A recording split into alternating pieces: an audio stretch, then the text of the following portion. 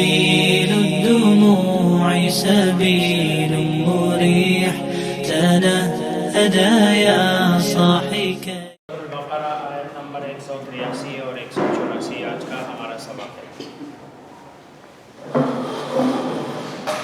آج کا سبق ہے بھی انتہائی آسان، ہم عام طور پر رمضان میں سنتے رہتے ہیں، کثرت سے سنتے ہیں۔ بس نئی بات اس میں یہ ہے کہ ابھی تک ہم یہی سوچتے تھے کہ یہ فرض کیا گیا، یہ کس چیز کا معنی ہے۔ ادھر تو لفظ فرض تو کوئی ہے نہیں، ابھی پتہ چلا کہ کتبہ کے بعد جب لفظ اعلیٰ آ جائے تو فرض کا معنی دیتا ہے، جیسے کہ اس دن بھی بتایا یا ایھا الذین آمنوا، یا ایھا آگا پہلے بھی بتا چکا ہوں کہ یہ صرف یا اور الذین کے بیچ میں فاصلے کے لیے ہے، معنی اس کا کوئی نہیں ہے۔ وہ لوگوں آمنو جو ایمان لائے، کتب علیکم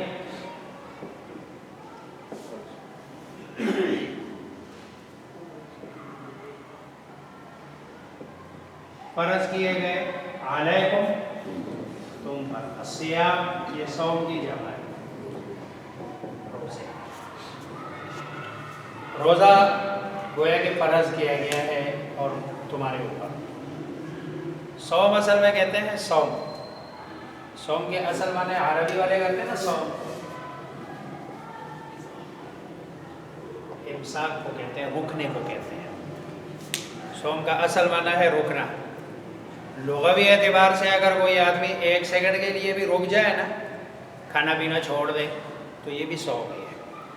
لیکن شریعت کی اصطلاح میں صوم اس کو نہیں کہتے، شریعت کی اصطلاح میں صوم کہتے ہیں طلوع فجر سے لے کر غروب آفتاب تک کھانا پینا مباشرت کو چھوڑ دیں، یہ اس کو کہتے ہیں صوم۔ اگر اس کے بیچ میں کوئی ایک ٹائم بھی کھایا پیا تو روزہ گیا۔ ساتھ ساتھ میں چونکہ لعلکم تتقون تقوی کی پریکٹس ہے، اس لیے صرف کھانا پینا اسے کے چھوڑنے سے کام نہیں ہوگا، ساتھ میں غیبت بھی چھوڑنی پڑے گی، ساتھ میں جھوٹ بھی چھوڑنا پڑے گا، ساتھ میں جو معاشرتی برائیاں ہیں وہ بھی ساری چھوڑنی پڑے گی، تاکہ وہ جو پریکٹس ہو تتقون والی، وہ تقوی والی، وہ پوری ہو جائے۔ اور ویسے بھی روزے کا بنیادی مقصد یہی ہے، جب بندہ کھانا پینا چھوڑتا ہے نا، تو کھانے پینے چھوڑنے کی وجہ سے یہ فرشتوں کی صفات لے لیتا ہے، تو اس میں روحانی صفات آتی ہے، کیونکہ فرشتے کھاتے نہیں ہیں پیتے نہیں ہیں، اس لیے یہ کھانا پینا یہ بندے کو دوسرے کے سامنے کھڑا کر دیتا ہے۔ اس لیے اللہ کے سامنے اور اللہ کی بغاوت میں یہ آتا تب ہے کہ جب یہ کھاتا پیتا زیادہ ہے، لیکن جب کھانا پینا مباشرت چھوڑ دیتا ہے تو وہ شیطانی صفات اس سے آہستہ آہستہ کم ہوتی ہے اور روحانی صفات اس میں آتی ہے۔ دیکھو نا روزے میں یہ مسجد بھری ہوئی ہوتی ہے، لوگ تلاوت کر رہے ہوتے ہیں، بندہ چاہتے ہوئے بھی گناہ نہیں کر سک رہا ہوتا ہے، کیوں؟ اس لیے کہ اس میں وہ روحانی صفات آئی ہوتی ہے کھانے پینے کو۔ تو گویا کہ یہ سال میں ایک دفعہ کی اللہ تبارک و تعالیٰ ٹریننگ کراتے ہیں۔ تو یا ایھا الذین آمنوا، اے ایمان والو، کتب علیکم الصیام، فرض کیے گئے ہیں تم پر روزے، کما جیسے کتب فرض کیے گئے علی الذین ان لوگوں پر، من قبلکم جو تم سے پہلے، پچھلی امتوں میں بھی کسی نہ کسی درجے میں روزے کا کنسیپٹ تھا، لیکن اس منظم انداز سے کہ پورا 1 مہینہ روزے رکھنا، یہ صرف اسلام میں ہے۔ لعلکم تتقون، لعل یہ اصل میں شاید کے معنی میں آتا ہے، کم کہ تم، شاید کہ تم، تتقون پرہیزگار، تقوی والے بن جاؤ، متقی بن جاؤ۔ اور متقی بنتا ظاہر بات ہے جب رمضان کا سارا مہینہ تلاوت کرتا ہے، ذکر کرتا ہے، تو کچھ عرصہ تک اس کے اثرات بھی ہوتے ہیں۔ عید والے دن رات ہی کو وہ سارا سسٹم ہی ہمارا ختم ہو جاتا ہے، جیسے کچھ تھا ہی نہیں۔ تو گویا کہ یہ پریکٹس کی جا رہی ہے، کرائی جا رہی ہے۔ ایامن اردو کا لفظ ہے، یوم کی جمع ہے، دن. معدودات یہ بھی اردو کا لفظ ہے، عدد سے، گنتی کے، لمیٹڈ. معدودات یہ دن ہے گنتی کے، ایسے نہیں ہے. ایک تو یہ ہے کہ نظم میں بات آ گئی ہے، جب کوئی چیز محدود ہو جاتی ہے تو گویا کہ یہ چیز منظم ہو گئی ہے، نظم میں آ گئی. لیکن نظم میں آنے کے بعد پھر اللہ نے یہ اتنا بڑا بوجھ بھی نہیں ڈالا. سارا سال روزے رکھو، 6 مہینے روزے رکھو، 3 مہینے روزے رکھو، نہیں. ایام معدودات گنتی کے کچھ، یا 29 ہے یا 30 ہے. اور وہ رحمان صاحب ہے، ان کو چاند نظر آیا تو 29 ہے، ورنہ تو 30 پہ ہے. ایام معدودات گنتی کے چند دن ہے. فمن کان منکم مریضا، پس من جو کانا ہو منکم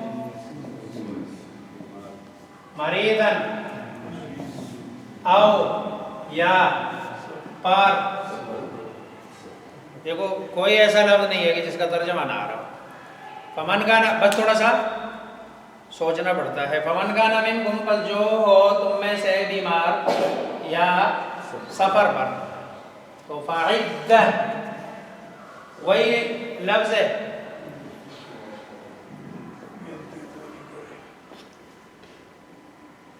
شمار کر لو. من سے،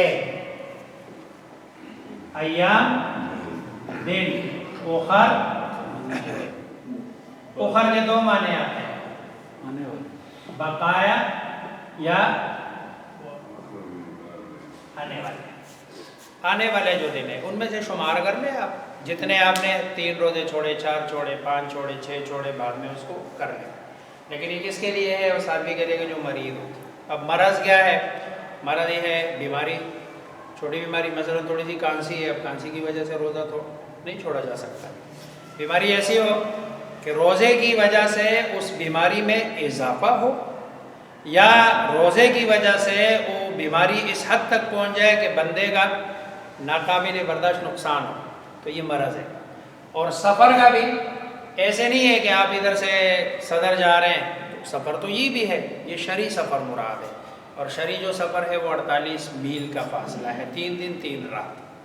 3 دن 3 رات کا اگر کسی کا سفر ہے 3 دن 3 رات، اس زمانے کا نہیں، ورنہ تو 3 دن 3 رات میں تو بندہ دنیا کے دوسرے کونے میں اگر جہاز پہ جا رہا ہو. یہ پرانے زمانے کا سفر ہے، اس کا اندازہ لگایا کہ جنہیں 3 دن 3 رات کا اندازہ 48 میل، جو تقریباً 76 77 78 کلومیٹر کا فاصلہ بنتا ہے، وہ جنہیں سفر ہے. اگر کسی کا اتنا سفر ہو تو اس کو روزے چھوڑنے کی گنجائش ہے کہ یہ روزہ چھوڑ دے.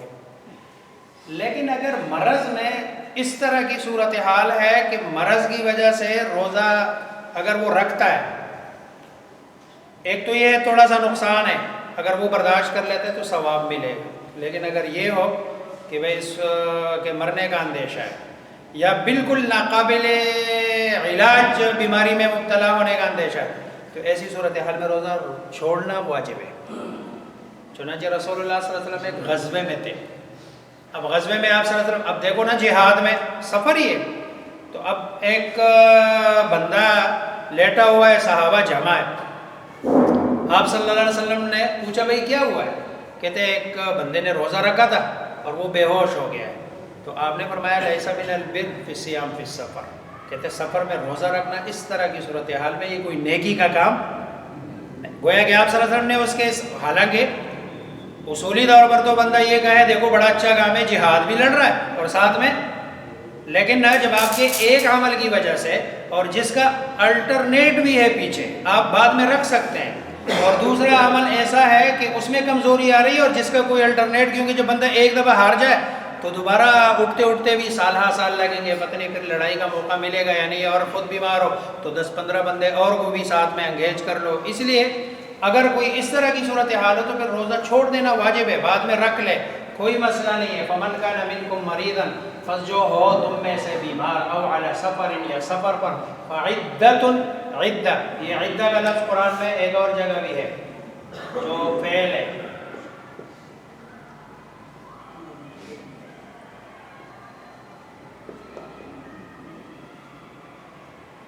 تعدو یہ تا تم، یہ عین دال، اگر تم گننا چاہو، اگر تم گننا چاہو نعمت اللہ، اللہ کی نعمتوں کو، لا تحصوها تو تم گن نہیں سکتے ہو. تو وہاں پر بھی یہ لفظ عدت ہے، ادھر بھی ہے معدودات، چونکہ بیچ میں واو آیا اس لیے شد نہیں آیا، اور ادھر چونکہ واو نہیں ہے اس لیے دال کو دال میں ادغام کر دیا. من ایام الاخر، دوسرے دنوں سے، لیکن اگلے سال سے پہلے رکھنا یہ بہتر ہے کہ جلد سے جلد وہ روزے رکھے جائے، تاکہ وہ فرض روزے جو آگے آ رہے ہیں اس سے پہلے کم از کم بندہ رکھ لے. اور زندگی کا بھی کوئی پتہ نہیں ہے کب بندہ مر جائے، اور جانے سے پہلے وہ اپنی روزے پورے کر لے. وعلی الذین یطیقونہ، پر الذین، ان لوگوں پر. یہ جو لفظ یطیقونہ ہے اس کو سمجھنے کی ضرورت ہے. اگر اس سے مراد یہ اردو والا ہی معنی ہے جو ہم کرتے ہیں عام طور پر، وعلی الذین یطیقونہ، ان لوگوں پر جو طاقت رکھتے ہیں، سیدھا سیدھا. اور ہم جب یہ کہے کہ وہ لوگ جو طاقت رکھتے ہیں تو ان کے ذمے فدیہ ہے، تو طاقت تو رمضان میں ہر بندہ رکھتا ہے، اس کا مطلب ہے سارے لوگ فدیہ دے، روزہ کوئی نہ رکھے. اگر یہ والا معنی ہے تو یہ اگلی جو آیت ہے جس میں یہ ہے فمن، اس کے بعد آیت آ رہی ہے فمن شہد منکم الشہر فلیصم، کہ جس پر رمضان کا مہینہ آئے وہ ضرور روزہ رکھے. اس آیت کی وجہ سے یہ والا حکم منسوخ ہے. ابتدائی اسلام میں طاقت کے باوجود بھی روزہ چھوڑنے کی گنجائش تھی، اور فدیہ دے کے گویا کہ روزہ چھوڑا جا سکتا تھا.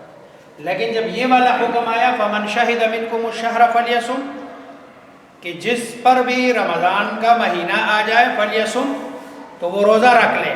آگے جنہوں نے نہیں رکھنا، اسی کے بعد پھر آگے اللہ فرما رہے فمن کان منکم مریضا او علی سفر، وہاں پر بھی یہی الفاظ ہے. ہاں مریض ہے، سفر پہ ہے، تو ایسی صورت میں وہ روزہ چھوڑ سکتا ہے. ایک تقریر تو یہ ہے کہ یہ حکم منسوخ ہے. لیکن دوسری تقریر، اور جو دل کو لگنے والی تقریر ہے، وہ دوسری ہے. دو لفظ ہوتے ہیں لغت میں، ایک لفظ استعمال ہوتا ہے وسعت، اور ایک لفظ استعمال ہوتا ہے طاقت.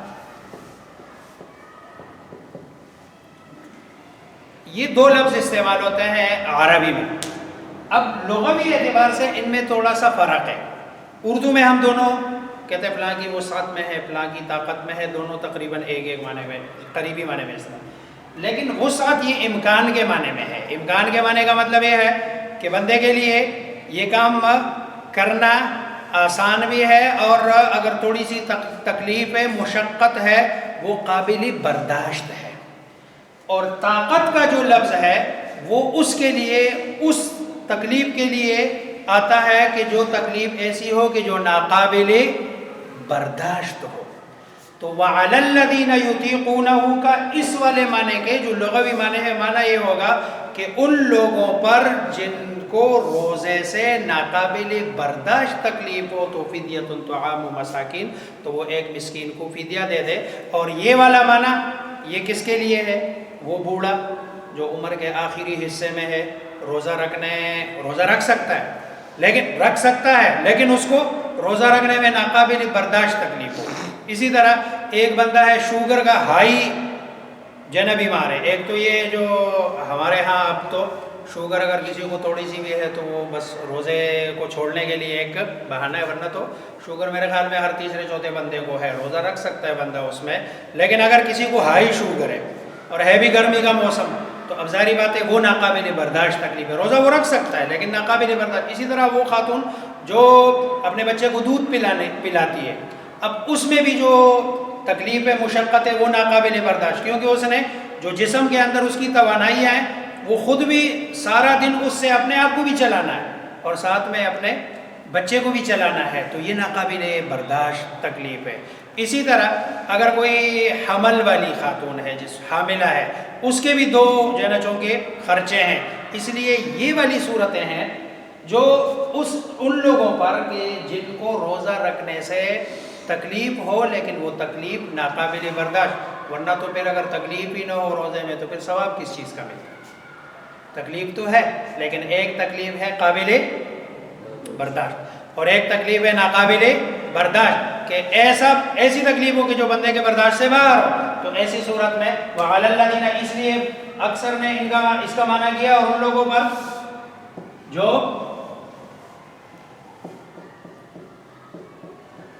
برداشت سے زیادہ تکلیف، کس سے؟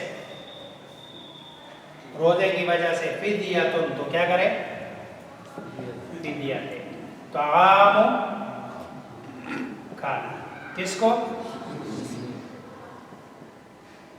مسکین، صبح و شام، یہ ایک وقت کا نہیں ہے، سحری بھی دے گا افطاری بھی دے گا، دوپہر کا کھانا بھی دے گا شام کا کھانا بھی دے گا، اور اگر ایک وقت کا دیتا ہے تو پھر 2 بندوں کو دے دے، اگر ایک وقت کا دیتا ہے مثلا سحری اس کے لیے مشکل ہے، افطاری دینا چاہ رہے ہیں تو پھر 2 بندوں کو دے دے۔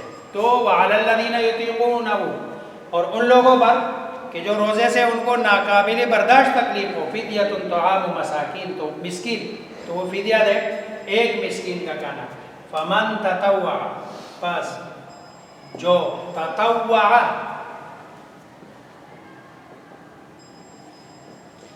خوشی سے کرے، اس لیے نفل کو بھی عربی میں تطوع کہتے ہیں، یہ جو نفل ہے نا، نوافل جتنے بھی ہیں، اس کو عربی میں کیا کہتے ہیں؟ تطوع، اور تطوع اس کو اس لیے کہتے ہیں کہ وہ لازم نہیں ہے، ضروری نہیں ہے، نفل مرضی ہے، خوشی ہے، پڑھ لو تو پڑھ لو، نہ پڑھو تو آپ پر شریعت کی طرف سے، اللہ کی طرف سے، رسول اللہ صلی اللہ علیہ وسلم کی طرف سے کوئی پابندی نہیں ہے۔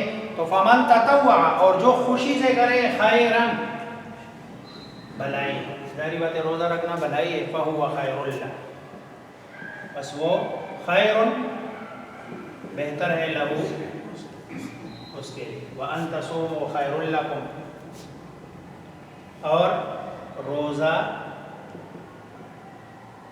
رکھنا، ترجمہ تو ہے یہ کہ تم روزہ رکھو، یہ کہ تم روزہ رکھو، خَيْرٌ لَكُمْ، بہتر ہے، لَكُمْ، تمہارے لیے، وہ اصول بتایا، اور وہ اس اصول پر ایک جنا چیز اپلائی کر لی ہے کہ روزے میں بھی یہی اصول چلتا ہے، نفل گویا کہ اس وقت آپ کو اختیار ہے، جیسے نفل میں اختیار ہوتا ہے، اسی طرح اس دن روزے رکھنے میں بھی بیمار ہے اور روزے کی اللہ نے اجازت دے دی ہے، لیکن پھر بھی اگر یہ رکھ لیتا ہے، سفر میں ہے، اور یہ سفر آج کل کے زمانے کے سفر مثلا جہاز کا سفر ہے، اور میرے خیال میں بسا اوقات تو سفر گھر سے زیادہ آسان ہو جاتا ہے روزہ رکھنا، اس میں اگر آپ جہاز میں جا رہے ہیں، اے سی لگا ہوا ہے، ٹھنڈ ہے، کوئی مسئلہ بھی نہیں ہے، تو پھر اگر روزہ رکھ لیں تو یہ تمہارے لیے بہتر ہے، ان کنتم تعلمون، جاننے، یعنی اگر تم جانتے ہو اس بات کو کہ بھئی اللہ کتنا خوش ہوتے ہیں جب کوئی بندہ بھلائی کر لے، اور بھلائی بھی اپنی طرف سے، لیکن اس میں شرط یہ ہے کہ اگر اس طرح کی صورتحال ہو کہ بیمار ہے اور بیماری میں بندے کی جان جانے کا اندیشہ ہے، اور یا دین کے کسی دوسرے کام میں وہ خلل انداز ہو رہا ہے، تو پھر ایسی صورت میں روزہ رکھنا جائز نہیں ہے، اس کے لیے روزہ توڑنا بہتر ہے کہ یہ روزہ توڑو۔ سبيل الدموع سبيل مريح، تنهد يا صاحي كي تستريح، وبث الدعاء الخفي الصريح، يسعك الفضاء